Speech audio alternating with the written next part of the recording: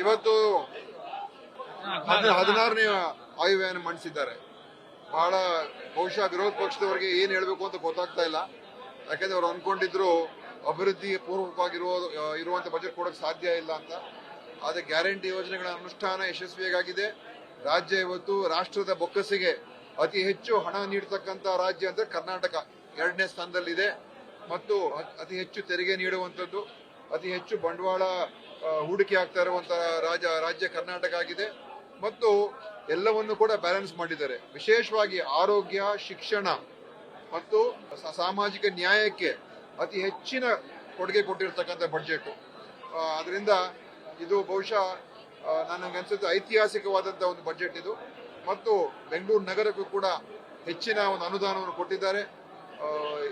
3,000 ಇದ್ದಿದ್ದನ್ನು 7,000 ಕೋಟಿ ಮಾಡಿದ್ದಾರೆ. ಮತ್ತು ನೀರಾವರಿಗೆ, PWDಗೆ, ಗ್ರಾಮೀಣಾಭಿವೃದ್ಧಿಗೆ ಎಲ್ಲದಕ್ಕೂ ಕೂಡ ಒಂದು ಸಮರ್ಪಕವಾಗಿ ಕೊಟ್ಟಿದ್ದಾರೆ. ಅದರಿಂದ ಖಂಡಿತವಾಗಿಯೂ ಇದು ಒಂದು ಯಶಸ್ಸಿನ ಒಂದು ಬಜೆಟ್. ರಾಜ್ಯದ ಅಭಿವೃದ್ಧಿ ಇನ್ನೂ ವೇಗವಾಗಿ ಮುಂದೆ ಸಾಗುತ್ತೆ ಅಂತ ನಾನು ಹೇಳೋದಕ್ಕೆ ಬಯಸ್ತೀನಿ. ನಮ್ಮ ಇಲಾಖೆ ಅಂತೂ, ಆರೋಗ್ಯ ಇಲಾಖೆ ಅಂತೂ ನಾವು ಏನೇನು ಬಯಸಿದ್ದೋ ಅದೆಲ್ಲವನ್ನು ಕೂಡ ಅದಕ್ಕಿಂತ ಹೆಚ್ಚೇ ಕೊಟ್ಟಿದ್ದಾರೆ. ಆಸ್ಪತ್ರೆಗಳ ನಿರ್ಮಾಣ, ಜಿಲ್ಲಾ ಆಸ್ಪತ್ರೆಗಳ ನಿರ್ಮಾಣ, ಹೊಸ ನಮ್ಮ ಕಾರ್ಯಕ್ರಮಗಳು ಏನಿದೆ ಅದರಲ್ಲೂ ಕೂಡ ಬಾಣಂತಿಯರ ಸಾವಿನ ವಿಚಾರದಲ್ಲಿ ಒಂದು ವಿಶೇಷವಾದ ಅಭಿಯಾನವನ್ನು ಪ್ರಾರಂಭ ಮಾಡ್ತಾ ಇದ್ದೀವಿ.